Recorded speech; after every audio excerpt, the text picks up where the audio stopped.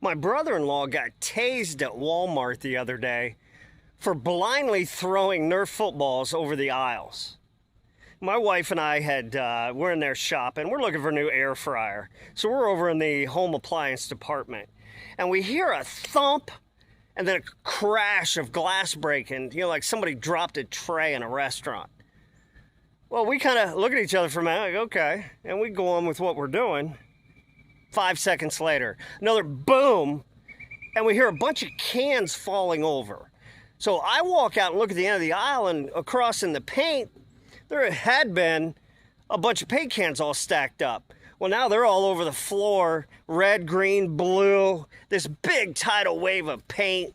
All these Walmart employees are all scrambling to contain this tidal wave. And just then, another one. Bam! Over in the lighting department. Would you just hear crash, crash, crash, crash, crash, crash, crash?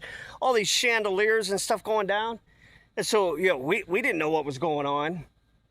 But then the fourth one came, and we did. It hit right over in front of us, where there were a row of full-length mirrors. Just crash! Bam, bam, bam, like dominoes. Knocked them all down.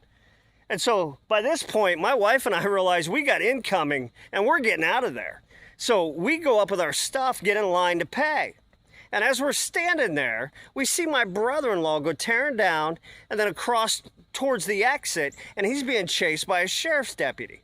Well, he's got number 5 football in his hand, and he's running. He sees us and kind of does a Brett Favre side sling as he goes by. And, of course, the ball just went off wild. But this sheriff's deputy pulls his taser out and lights him up. Puts him right on the ground, right there in full view of everybody in line to pay. Well, my wife and I went through the line, paid, got our stuff, acted like we didn't have any clue who he was, got in the car and went home.